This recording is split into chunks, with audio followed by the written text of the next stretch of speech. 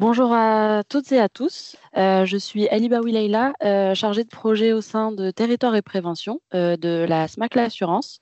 Merci à tous d'être avec nous aujourd'hui pour ce webinaire intitulé Aménagement du territoire et risques climatiques entre renoncement et responsabilité des collectivités.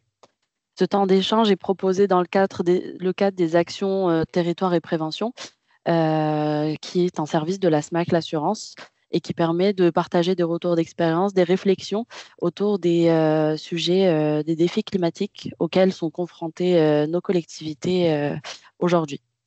Nous avons le plaisir d'accueillir aujourd'hui avec nous Monsieur Alexandre Monin, qui est directeur scientifique du projet Redirection écologique territoriale.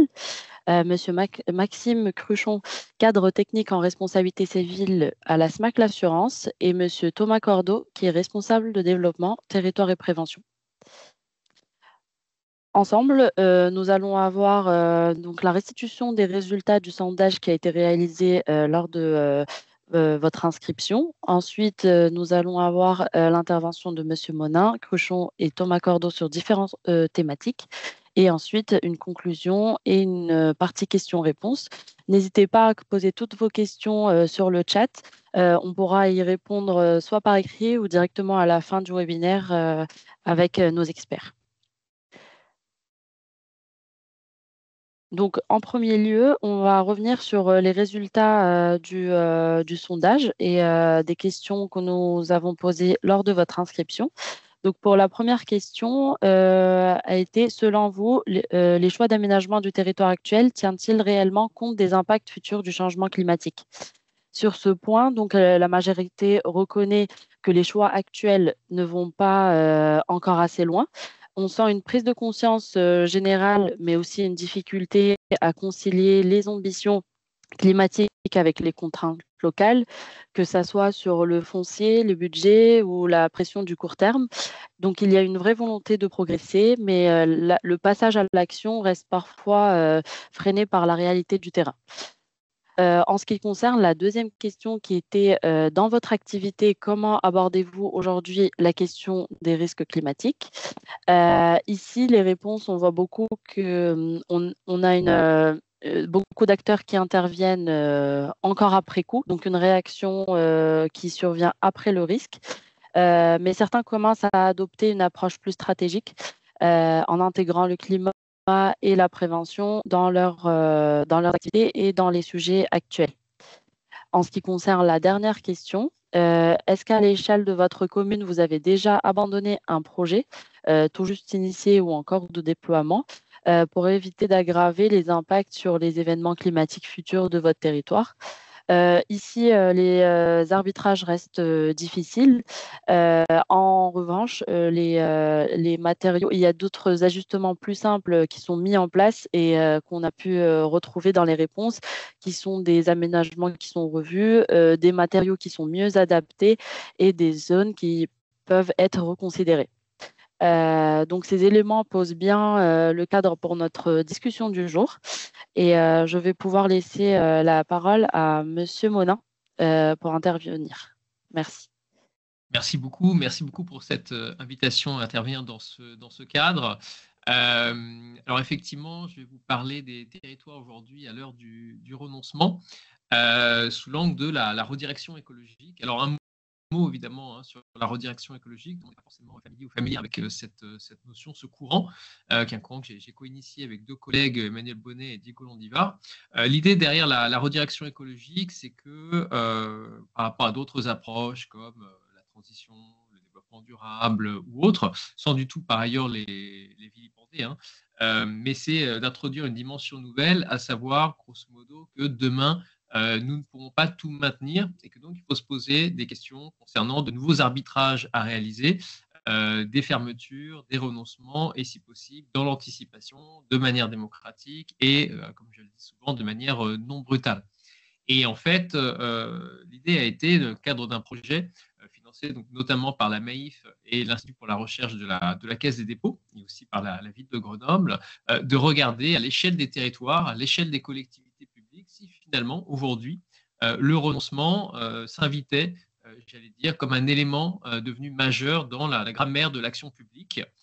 C'était un petit peu notre pari, et puis découlait d'observations que moi j'avais pu mener aussi en ayant dirigé une formation sur ces questions pendant 4 ans et en ayant beaucoup travaillé avec les collectivités. Et au fur et à mesure, en 2020 et 2024, on me rend compte que de plus en plus de chantiers que nous menions l'étaient avec des collectivités publiques. Et donc, on a fait ce travail, donc un relevé en cours avec quelques éléments d'analyse, finalement, d'un mouvement qui n'est pas forcément très visible dans les médias, quels qu'ils soient, y compris les médias on va dire de l'écologie. Concernant, est-ce que c'est mieux là le son? Donc, il y a des remarques. Je vais essayer de continuer, vous me dire si c'est mieux. On a travaillé sur quelques chantiers, essayer de recenser en fait des chantiers impliquant des formes de renoncement à des projets, à des manières de faire, sur toute la France. Et on en a recensé, alors initialement autour de 50, maintenant on est plutôt autour de 70, donc des cas récents ou en cours qui impliquent effectivement cette notion de renoncement. Et donc là, vous avez une petite visualisation qui a été réalisée dans le cadre d'un numéro spécial de la revue Horizon Public, qui a été édité par Intercommunalité de France, avec une mise en forme sur une carte donc de certains de ces renoncements et avec une petite typologie, une première typologie qui avait été proposée. Ça a été publié en avril dernier. Donc voilà, il y a eu du travail évidemment depuis, il y a un enrichissement. Mais en tout cas, ça vous donne à voir un petit peu où se situent les renoncements. Alors, certains, on les voit ici, qui sont liés notamment aux stations de ski, évidemment, parce que s'il n'y a plus de neige, ça devient difficile de maintenir l'activité liée à ces stations et plus largement à ces territoires. Il y en a aussi en bord de mer, il y en a d'autres qui concernent par exemple la question des routes. On renonce à construire de nouvelles routes, on renonce à certaines routes existantes. Et en tout cas, on voit des cas se multiplier. Je peux prendre quelques exemples un petit peu plus précis pour donner un peu de la chair à ce mouvement. Prenons un exemple assez connu aujourd'hui et assez emblématique, qui est celui du Pays de Fayence dans le Var, au-dessus de Saint-Raphaël, une communauté de communes, à peu près 30 000 habitants et habitantes, qui a décidé le 31 janvier 2023, suite à la sécheresse de 2021 et de 2022, avec des villages, notamment celui de Seillan, qui n'avait pas plu pendant très très longtemps et qui était ravitaillé à coups de camions-citernes et de bonbonnes d'eau, bien qui a décidé de renoncer à la construction neuve, qui a décidé de surseoir à la délivrance de permis de construire à cet effet pour maintenir la ressource en eau pour les personnes déjà présentes sur ce territoire avant que d'en accueillir de nouvelles, qui se projette à l'avenir sur une urbanisation très limitée, puisqu'on parle d'une augmentation de l'urbanisation de 0,1% par an. C'est vraiment une mesure assez inédite. On a des mesures préfectorales, notamment donnant un coup d'arrêt à la délivrance de permis de construire, mais en général, c'est beaucoup plus ponctuel. Là, il s'agit d'en faire une mesure structurelle, et donc ce qui veut dire aussi transformer l'économie du territoire, transformer ses perspectives en termes d'urbanisation, etc., etc. Je peux prendre un autre exemple assez emblématique est celui du territoire de Métabier, la station de ski de Métabier qui, notamment sous l'impulsion d'Olivier Harard et de Philippe Alpi, avait décidé dans les années 2017-2019 d'entamer une réflexion sur l'avenir de cette station, considérant que la dépendance à la neige n'était pas forcément quelque chose que l'on pourrait maintenir et qu'il fallait anticiper finalement la disparition de la neige pour cette station de moyenne altitude, et donc commencer finalement à renoncer et à aller vers un nouveau modèle économique dont la station ne dispose pas encore, mais sur lequel il faut déjà travailler dès maintenant de manière à arriver justement à ce résultat. Et puis peut-être un dernier exemple rapidement, avant de donner quelques éléments peut-être rapides aussi d'analyse. C'est un exemple très intéressant qui concerne la communauté urbaine de Caen. Alors, c'est un exemple maintenant qui est assez connu aussi, où la notion de renoncement, pour le coup, est vraiment assumée, et qui concerne un écoquartier qui devait se construire sur la presqu'île de Caen-la-Mer, écoquartier de 2500 habitations, 35 hectares aménagés. et auquel finalement la communauté urbaine a décidé de renoncer parce que c'est une histoire intéressante parce qu'il n'y a pas de, comme je dis souvent, il n'y a pas de méchant dans cette histoire. Les données du GIEC sur lesquelles s'appuyaient les développeurs pour imaginer ce projet, les données d'il y a 10 ans, grosso modo, permettaient finalement d'envisager le développement de ce projet. Par contre, les données réactualisées fournies par le GIEC normand 10 ans plus tard montraient qu'en réalité, le niveau de la mer allait augmenter davantage que ce qui avait été anticipé. Le niveau de l'eau, en l'occurrence, et là de l'estuaire, mais la mer derrière. Et du coup, eh bien, les gens auraient les pieds dans l'eau, mais avec des coupures de courant, etc., 100 jours par an, ce qui était effectivement absolument injouable pour l'avenir. Et donc, il a été décidé de mettre fin à ce projet et à la place d'envisager une planification jusqu'en 2100 sur ce terrain de manière tout à fait inédite, tout à fait intéressante, puisque évidemment, aller jusqu'en 2100, en général, ça ne fait pas partie de la grammaire politique de la planification à l'échelle des collectivités. Donc voilà, beaucoup d'exemples. Un mouvement qui n'est pas encore visible, mais bien réel et qui va très certainement avec une dégradation à laquelle on assistera, quoi qu'il arrive, des conditions d'habitabilité sur le territoire se multiplier. Et donc, il y a un enjeu, effectivement, à faire ressortir les besoins de ces territoires qui renoncent, à les accompagner aussi dans des renoncements les plus anticipés possibles, les plus démocratiques possibles, et qui prennent en compte les attachements des personnes concernées par ces bouleversements qui sont des bouleversements assez majeurs, et attachements qui peuvent être multiples. Ça peut être, si on renonce à des routes, le service qui fabrique des routes, ça le met dans une situation difficile. Si on doit évacuer des territoires parce qu'on ne peut plus y habiter, ça met évidemment les gens qui vivent sur ces territoires-là en bordure de trait de côte dans une situation difficile, etc., etc. On pourrait ici multiplier les exemples. Ça amène aussi à poser la question de l'évaluation des coûts, qui aujourd'hui n'est pas forcément un axe majeur. On a plutôt des acteurs qui, face à des crises, renoncent, ou en tout cas, parfois, en étant acculturés, arrivent politiquement à prendre, entre guillemets, la bonne décision. Mais des acteurs un petit peu pionniers aujourd'hui. Demain, pour que ça aille toucher d'autres acteurs, pas uniquement des acteurs pionniers, peut-être que cette question de l'évaluation, à la fois de ce que cela coûte, parce que si on ne construit pas un écoquartier, évidemment, ce sont des pertes à venir, notamment en termes de fiscalité pour les territoires. Surtout à la période actuelle, ça peut être compliqué. Mais ce sont aussi des coûts évités. Et là, évidemment, comment est-ce qu'on évalue ces coûts évités par rapport à des enjeux de maladaptation, par rapport à des enjeux, effectivement, de destruction de certains ouvrages ou autres. Donc là, il y a tout un travail à réaliser pour arriver à quantifier ces coûts. Et puis, peut-être aussi, et je terminerai là-dessus, arriver aussi à toucher du doigt la nécessité de sortir, par exemple, de modèles économiques existants où on va gagner de l'argent, par exemple, pour une régie de l'eau, en consommant de l'eau, pour d'autres acteurs, en consommant du foncier, etc., avec des modèles volumiques qui sont aujourd'hui très, très développés, pour basculer vers d'autres modèles qui donnent une place à la sobriété et ou au renoncement, et donc avoir les modèles de financement, les modèles économiques adaptés à ça, parce que de toute manière, ces phénomènes ne vont faire que s'intensifier à l'avenir. Et donc, voilà, l'enjeu, c'est vraiment de rendre visible ce mouvement-là et encore une fois, d'en faire un élément de la grammaire de l'action publique et soit un élément absolument central aujourd'hui parce qu'il tend à le devenir, tout simplement. Merci beaucoup, Monsieur Modin, pour cet éclairage essentiel sur la notion du renoncement et sur la manière dont les territoires peuvent repenser leur modèle de développement face aux limites climatiques. On va maintenant passer à l'intervention de Monsieur Maxime Cruchon, avec qui nous allons aborder les risques concrets juridiques auxquels sont confrontés les élus et les collectivités. Oui, merci. Bonjour à tous.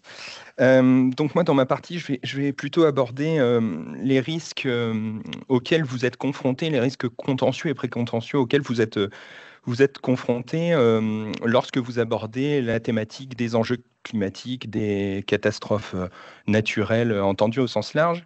Et pour poser le décor, j'ai choisi de partir d'un exemple d'un risque climatique et d'une catastrophe naturelle qui s'est produit et qui est à peu près connu de tous. Et évidemment, ce n'est qu'un exemple pour illustrer, mais on pourrait imaginer d'autres types d'événements. Donc, j'ai choisi la tempête Xynthia du 28 février 2010. Donc, ce soir-là une tempête de très grande ampleur, avec à l'époque un coefficient de marée extrêmement important, va s'abattre sur le littoral atlantique, plus spécifiquement sur la Vendée et la Charente-Maritime.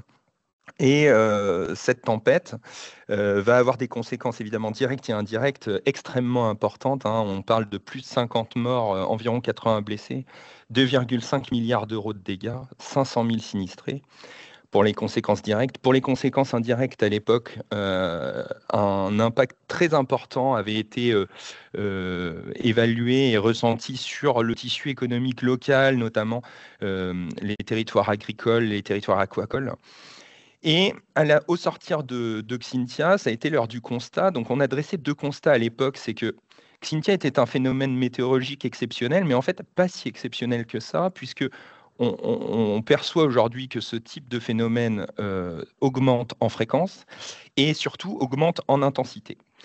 À l'époque, on dresse un deuxième constat, malheureusement, qui est le constat de dire que en fait, on a été défaillant à tous les échelons dans l'anticipation du risque et sa prévention. Et évidemment, cet événement climatique, il nous permet de dégager 4 risques contentieux ou précontentieux que l'on voit malheureusement trop souvent. Donc, il existe pour vous un risque pénal, un risque indemnitaire ou financier, un risque que j'ai qualifié d'urbanistique, on pourrait le requalifier également d'un risque d'aménagement stricto sensu, ce qui a été un petit peu abordé d'ailleurs d'ores et déjà. Et enfin, un risque pour l'image et la réputation de votre collectivité. Alors, le risque pénal, donc 2 articles du code pénal à retenir, 121-2, 121-3. Donc, il existe un risque pénal pour la collectivité personne morale de droit public, mais surtout, il existe un risque pénal fort pour les élus. Globalement, dès lors qu'une infraction sous 121-3 a été créée, hein, de mise en danger de la vie d'autrui, dès lors que vous allez violer délibérément une obligation particulière de prudence ou de sécurité, ou commettre une faute caractérisée et qui va exposer vos concitoyens à un risque, vous allez pouvoir être susceptible d'engager votre responsabilité pénale. Et évidemment, cette responsabilité pénale, et cette infraction-là, elle a un spectre très très large, c'est-à-dire que la notion de faute est unique, hein. On va parler de faute d'imprudence, faute de commission, faute d'omission, et elle sera jugée par le juge pénal en fonction du rôle qui est le vôtre et des responsabilités qui sont les vôtres. Et c'est là que souvent le juge pénal est assez dur et assez sévère envers les responsables des collectivités, puisqu'il considère que dès lors que vous avez la fonction, le pouvoir et les missions de prévenir les catastrophes climatiques, eh bien, lorsqu'elles se produisent, les condamnations ont tendance à tomber. À quoi vous vous exposez? Vous vous exposez évidemment à des peines d'amende, et également à des peines de prison et à quelques peines accessoires, mais surtout à des peines d'amende et à des peines de prison. Concrètement, vous n'avez pas beaucoup de moyens de défense sur ces matières-là, hein. Soit vous avez mis en œuvre, j'ai envie de dire, en bonne et due forme, l'intégralité des obligations qui pèsent sur vous, soit pas. Et dans ces matières-là, la force majeure aujourd'hui, alors même qu'on sait que les événements climatiques se produisent de plus en plus, la force majeure est quasiment jamais retenue. Dans l'intégralité des affaires Xynthia entendues au sens large, sur l'intégralité des différentes affaires concernées les différentes collectivités et l'État, on n'a pas de cas de force majeure, par exemple, retenu. Alors, ce qu'il faut retenir pour vous, c'est que c'est évidemment une responsabilité pénale cumulative, mais qui pèse quand même plus spécifiquement sur les élus, et c'est une responsabilité personnelle. Qui dit responsabilité personnelle pénale dit que c'est un risque qui n'est pas assurable. Ça veut dire concrètement que les peines d'amende et les peines de prison, vous les effectuerez évidemment vous-même, et vous n'avez pas moyen de les parader, si je puis dire. Il faut retenir également que cette infraction sous 121-3, c'est une infraction dite non intentionnelle. C'est-à-dire qu'évidemment, il ne faut pas avoir voulu le dommage pour être condamné, hein, naturellement. Le simple fait d'avoir commis une faute d'omission ou de manquement à une obligation de prudence ou de sécurité, eh bien, entraînera votre possible mise en responsabilité. Et le dernier point qu'il faut retenir pour vous, c'est peut-être un tout petit peu anecdotique dit comme ça, mais ça ne l'est pas tellement, je vous le garantis, c'est que vous allez changer de magistrat lorsque vous serez en matière pénal. Qu'est-ce que ça veut dire? Ça veut dire que vous serez jugé par un magistrat qui n'a pas l'habitude de la matière publique. Et ça, c'est important parce qu'il aura une vision et une approche de vos fonctions qui finalement est assez déconnectée des risques auxquels vous êtes exposé et des situations auxquelles vous êtes confronté, ce qui fait que vous allez avoir un magistrat qui va être assez sévère.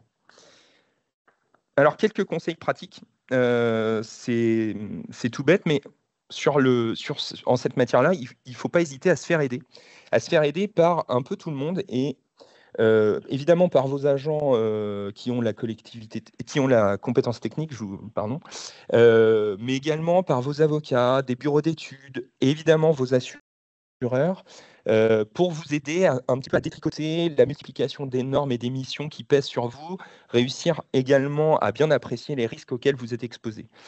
Ensuite, il faut absolument que vous fassiez preuve de proactivité. Comme l'a dit M. Monin tout à l'heure, il ne faut pas attendre que la catastrophe survienne parce que lorsqu'elle sera malheureusement là et qu'elle aura produit les conséquences dommageables, ce sera bien trop tard pour agir et votre responsabilité, particulièrement votre responsabilité pénale, risque d'être engagée.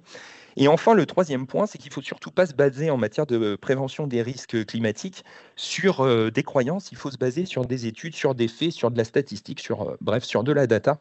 Le simple fait de dire, oh, ben, finalement, il ne s'est jamais produit ça, eh ben, ça ne suffit évidemment pas à vous exonérer du risque et de votre responsabilité surtout. Alors, ensuite, je vais aborder un deuxième risque, qui est un risque indemnitaire ou un risque financier. Alors, je parle de risque protéiforme parce que vous avez un risque indemnitaire, on va dire, un peu direct, de première ligne, qui est évidemment l'indemnisation des tiers ou les travaux réparatoires ou de création d'ouvrages lorsque les catastrophes naturelles se sont produites. Mais vous avez également un risque là qui est plus financier, qui est indirect, qui est que lorsque ces catastrophes-là, et on l'a bien vu dans le cas de Xynthia, se produisent, eh ben votre territoire va perdre en attractivité, votre tissu économique local va être fragilisé, on va avoir quelques relocalisations d'entreprises. Et puis après, vous avez un risque indirect, mais qui est évidemment non négligeable, c'est la hausse tout simplement des primes d'assurance, voire même éventuellement un risque d'inassurabilité lorsque les conséquences vont être très, très, très importantes. Dans cette matière-là, bon, vous avez plusieurs fondements de responsabilité, plusieurs fondements juridiques.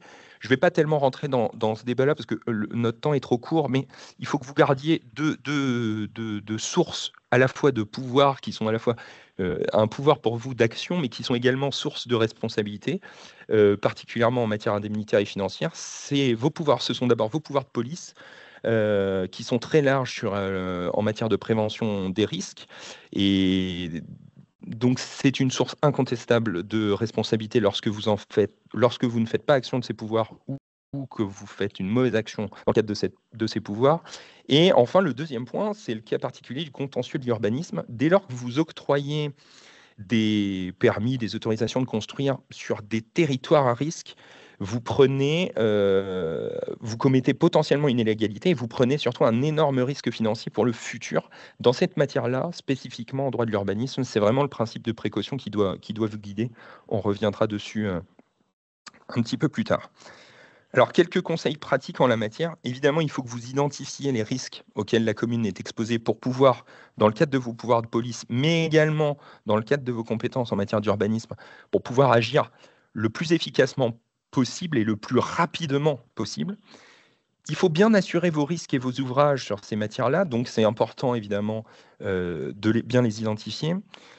Il faut agir et mettre en place des actions préventives, puisque, comme l'a dit monsieur le professeur Monin tout à l'heure, lorsque le risque sera survenu, vous n'aurez plus la maîtrise, entre guillemets, budgétaire de ce risque, et les conséquences dommageables de ce risque seront là et seront souvent très importantes. Lorsque vous êtes en matière préventive, vous pouvez lisser ces coûts et faire preuve d'une approche programmatique, en fait. Enfin, le dernier point, c'est il faut faire attention, comme je vous le disais, aux spécificités techniques du droit de l'urbanisme et notamment aux principes de précaution qui doivent vous guider et le fameux article R111-2 du Code de l'urbanisme qui vous permet soit de refuser, soit d'assortir des permis de prescription lorsque vous identifiez une situation potentiellement à risque. Alors, on va passer sur le troisième risque que l'on a identifié, que j'ai appelé un risque urbanistique, mais en fait qui est un risque lié à l'aménagement stricto sensu de votre territoire. Les élus, les agents territoriaux, vous êtes les garants de l'urbanisation à l'échelon local et vous êtes également les garants de la légalité de cette urbanisation. Vous avez 4 outils de planification et de prévention, un outil pilote, un document pilote qui va guider un peu tout le reste, et 3 documents que j'ai appelés contributeurs. Donc évidemment, le document pilote, c'est le PPRN. Alors, il est élaboré par l'État en concertation avec vous, mais c'est bien vous qui en êtes les garants, qui devez le faire respecter. Et puis ensuite, on voit sur un échelon un petit peu plus, sur une échelle importante, à l'échelon intercommunal, voire des fois qui dépasse l'intercommunal, le schéma de cohérence territoriale qui vous permet de mener une politique de prévention des risques de manière globalisée, si je puis dire. Puis enfin, le plan local d'urbanisme ou le plan local d'urbanisme intercommunal qui, lui, va vous permettre non seulement évidemment d'identifier vos risques, mais également de prévoir des aménagements, des règles spécifiques en matière d'urbanisme. Alors attention, en matière de PPRN, je parle plus particulièrement aux maires, les maires ont une responsabilité assez étendue. Ils doivent impérativement reporter dans les documents graphiques du PLU les risques naturels et annexer le PPRN qui vaut alors servitude d'utilité publique, ce qui veut dire qu'il est opposable. Je reviendrai un petit peu après sur cette notion. Vous devez évidemment mettre en œuvre les mesures de prévention et de protection et de sauvegarde imposées par le PPR. Et enfin, vous devez appliquer les dispositions du PPRN au moment des demandes d'occupation du territoire. Et donc, ça veut dire que vous allez pouvoir vous servir de ce PPRN et devoir vous servir de ce PPRN pour refuser ou assortir un permis de prescription.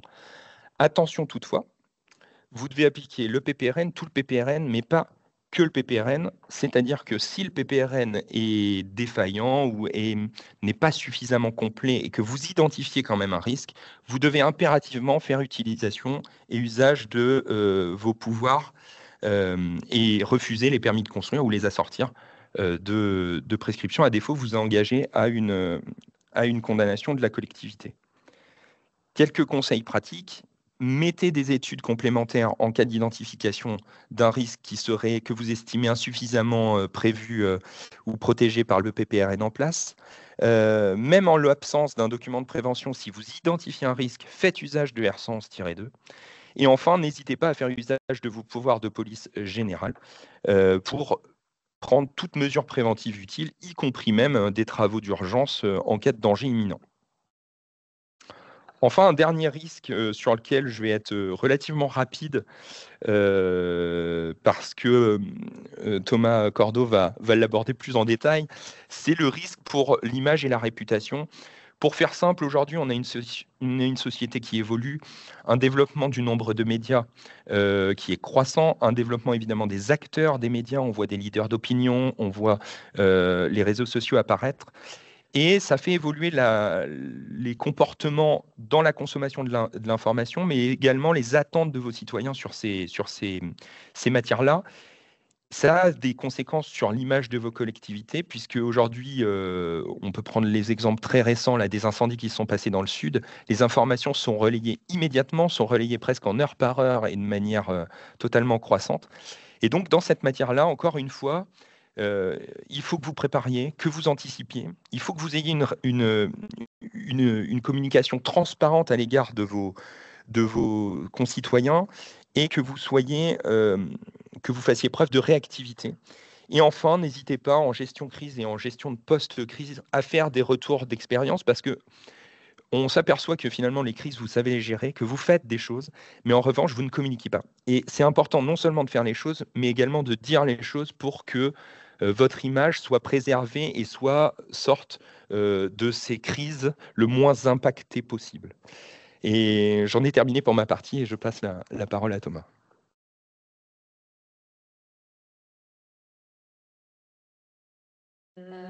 Merci Maxime pour ces précisions et ces conseils pratiques. Ta présentation nous rappelle à quel point la prévention, la bonne connaissance des risques sont des leviers essentiels de la protection tant que pour les élus que pour leur territoire.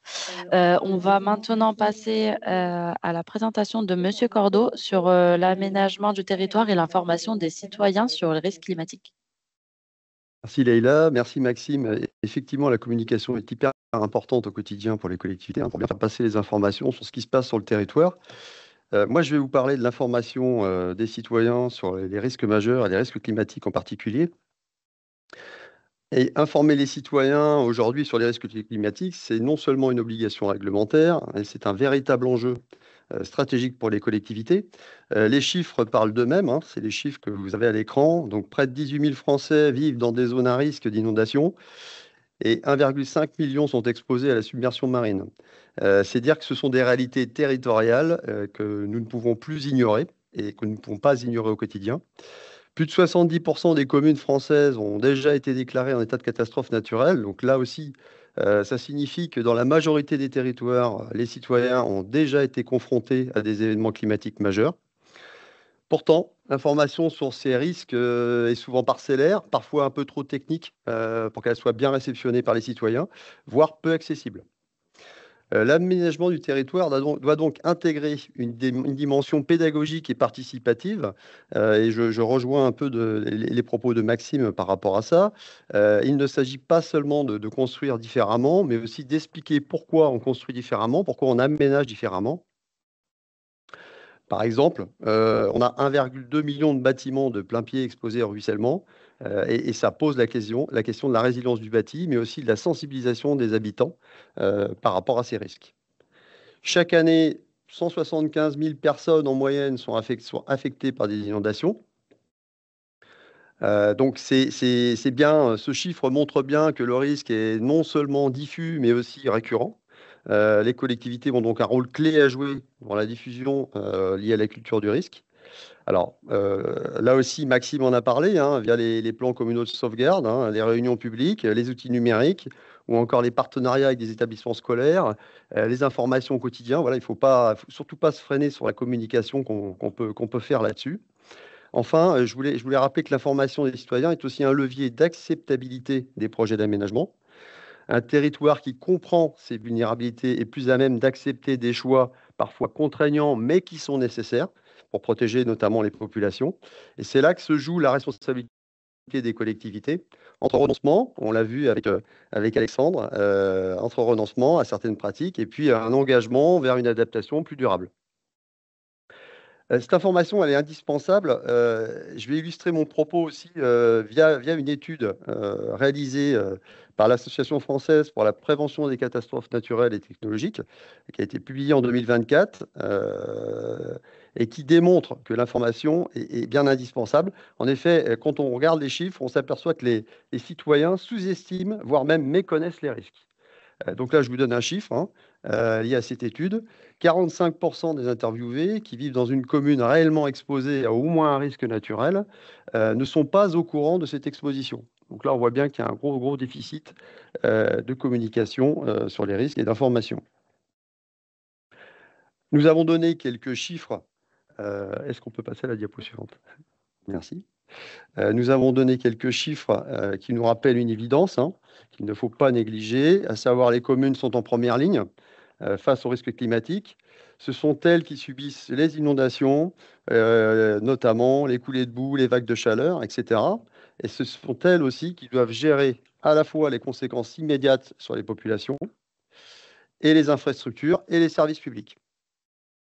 Les chiffres évoqués précédemment montrent que l'ampleur du phénomène est importante. 70% des communes ont déjà été déclarées en état de catastrophe naturelle.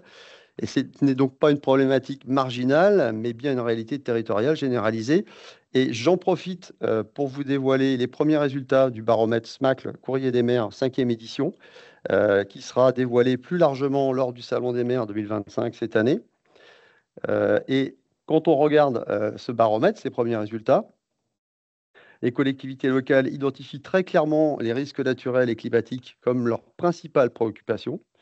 Selon l'étude qui a été menée auprès de plus de 600 élus et cadres territoriaux, 60% des répondants citent ces risques en premier, loin devant les risques sanitaires, sociaux ou encore technologiques. On peut constater aussi que ces chiffres sont plus élevés dans certaines zones, 71% dans le sud-ouest, pardon, ou 84% en zone de montagne, ce qui confirme que la perception des risques est fortement liée à la réalité géographique et climatique des territoires. Ces constats font écho aux chiffres évoqués que j'avais mis sur la première diapo.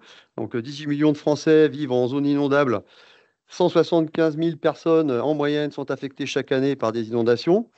Les élus locaux ne sont donc pas dans une posture théorique, mais bien confrontés à des enjeux concrets, récurrents et territorialisés. Ce qui est frappant, c'est que malgré cette conscience du risque, l'aménagement du territoire continue parfois d'aggraver les vulnérabilités. Je vais donner des exemples, là encore, et on est encore face à des infrastructures ou des constructions qui restent exposées, par exemple, à des zones qui sont très impactées par les inondations. Je parlerai aussi de la perméabilisation des sols, qui là aussi est très présente sur certains territoires, qui ne permet pas l'infiltration de l'eau ou qui provoque encore des ruissellements importants lors de phénomènes de type pluie-inondation. On peut parler aussi de destruction des milieux naturels, évidemment. On le sait, avec la disparition de zones humides ou des haies, par exemple. Là aussi, ça peut accélérer l'arrivée de l'eau dans les cours d'eau et puis ça peut provoquer des débordements plus violents.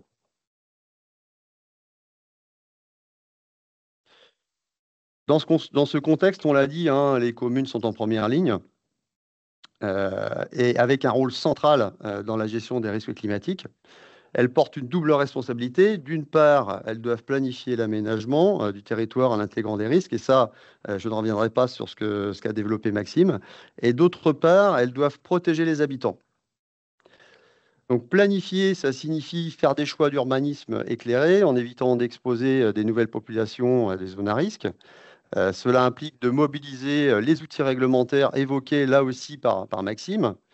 Mais cela suppose aussi une volonté politique forte au niveau local, car ces choix peuvent parfois aller à contre-courant des dynamiques de développement ou des attentes locales de la population. Donc, choix pas évident. Je rejoins aussi les propos d'Alexandre sur le renoncement. Pas évident aussi de se lancer sur cette voie-là. Protéger, c'est anticiper et préparer. Donc, cela passe par des actions concrètes. Donc là, ça peut être la mise en place du plan communal de sauvegarde, des exercices de simulation pour tester l'opérationnalité de ce plan, ou encore la formation des agents et surtout l'information des citoyens, hyper importante, comme on l'a vu. Je répète le chiffre, mais voilà, un chiffre important en moyenne de personnes qui sont exposées chaque année, notamment aux inondations. Ce chiffre montre que la protection ne peut pas être uniquement réactive, mais elle doit être proactive. Cette double responsabilité est d'autant plus lourde que les collectivités sont souvent en première ligne, comme l'a démontré l'étude que je citais précédemment, avec 60% des élus qui identifient les risques naturels et climatiques comme leur principale préoccupation.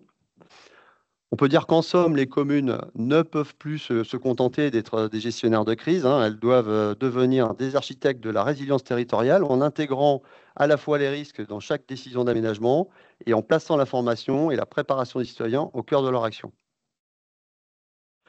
Pour ça, il est important aussi de bien connaître son territoire et ses enjeux. Après avoir évoqué la double responsabilité des communes, planifier et protéger, voilà, l'idée c'était de rappeler une évidence. On ne peut ni bien aménager ni bien former sans connaissance fine de son territoire et des risques qui le traversent. Donc là également, je vous donne les résultats du baromètre SMAC, la 5e édition. Pour mieux gérer et prévenir les risques dans leur collectivité, les répondants identifient comme les principaux leviers la volonté des élus, les formations, les ressources financières, les outils d'identification des risques. Alors, en ce qui me concerne, si on peut passer sur la slide suivante, je vais rester sur les outils d'identification des risques, où effectivement, selon l'étude, à 37%, les élus identifient ces outils comme étant hyper importants.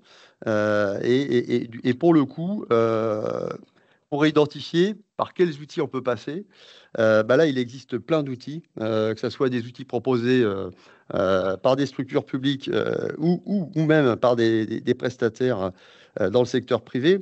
Moi, je vais rester sur des outils un peu basiques qui peuvent vous servir à identifier les risques à l'échelle du territoire. Je vais parler du DDRM que vous connaissez tous, très certainement, le dossier départemental des risques majeurs, qui recense les risques identifiés à l'échelle départementale. On a aussi, je pourrais vous citer aussi l'Observatoire des territoires qui est proposé par le CEREMA, qui permet de croiser des données socio-économiques et environnementales pour mieux comprendre les vulnérabilités locales. Un outil particulièrement intéressant aussi pour se projeter dans les effets changement climatique, c'est Climadiag. Donc là, on se projette vraiment sur l'avenir avec des échéances à 2030, 2050 et 2100. Donc là, ça permet aussi aux collectivités d'avoir une vision prospective des impacts climatiques sur ces horizons-là, en fonction de leur localisation. Donc un outil précieux pour anticiper les évolutions et puis adapter aussi les politiques d'aménagement. Au-delà de ces outils que je viens de présenter, effectivement, on a nous aussi développé en interne un outil qui peut permettre aux collectivités de mieux appréhender leurs risques au niveau de leur territoire. Donc ça, on peut se tenir à votre disposition aussi pour vous le présenter. Et puis, les derniers points que je voulais aborder, c'était vraiment sur informer, c'est protéger, parce que c'est vraiment important, en soulignant un principe qui est effectivement fondamental. Cette protection passe par la capacité des citoyens à comprendre, anticiper et accepter. Comprendre les contraintes réglementaires, c'est essentiel pour éviter les incompréhensions ou les oppositions au projet d'aménagement. Quand une commune décide de ne pas construire dans une zone inondable ou de limiter l'urbanisation dans une zone à risque, ce n'est pas une décision arbitraire, c'est par mesure de sécurité. Anticiper les crises, on l'a dit, c'est permettre aux habitants aussi de savoir comment réagir en cas d'événements climatiques extrêmes. Cela suppose une information claire, accessible et régulièrement mise à jour. Et enfin, accepter les choix d'aménagement qui sont parfois impopulaires, c'est sans doute le défi le plus délicat. Mais cette acceptabilité passe par la transparence et la pédagogie. Plus les citoyens seront informés, plus ils comprendront les enjeux et plus ils sont en mesure d'adhérer aux décisions prises.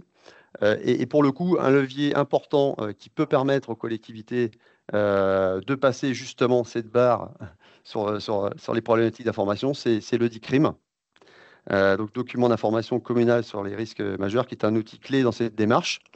Et en interne, on a, pour terminer avec cette séquence, on souhaitait vous présenter, nous, une solution concrète qu'on a développée dans le cadre du service territoire et prévention porté par SMAC, c'est le DICRIM numérique.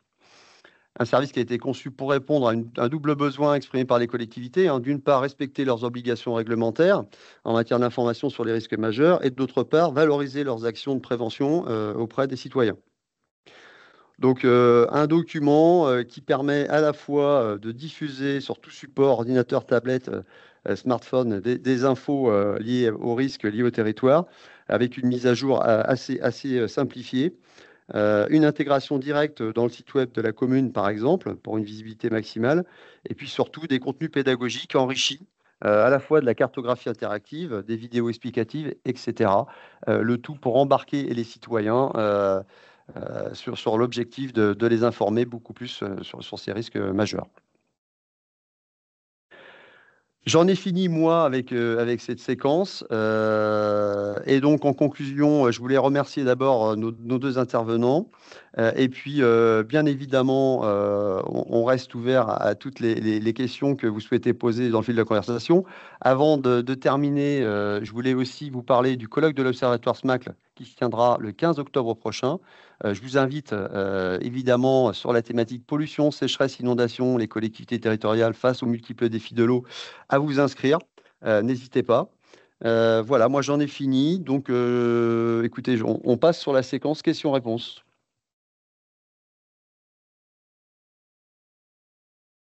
Merci beaucoup Thomas pour cette intervention. On prend vos questions.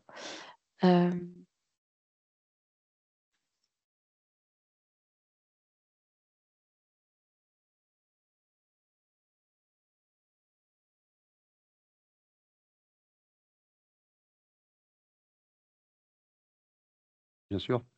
Alors, a priori, il y avait une question. Quel organisme réalise des études complémentaires en cas d'identification d'un risque prévisible? Alors, nous, on travaille avec des partenaires qui sont en capacité de faire des diagnostics de territoire plus poussés. Et puis, vous avez un organisme aussi euh, qui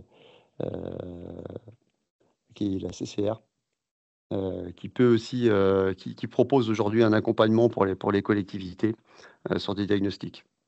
Voilà, pour faire simple et rapide. Je ne sais pas si ça répond à vos questions. En tout cas, nous, on peut aussi partager post-webinaire avec vous sur des diagnostics possibles.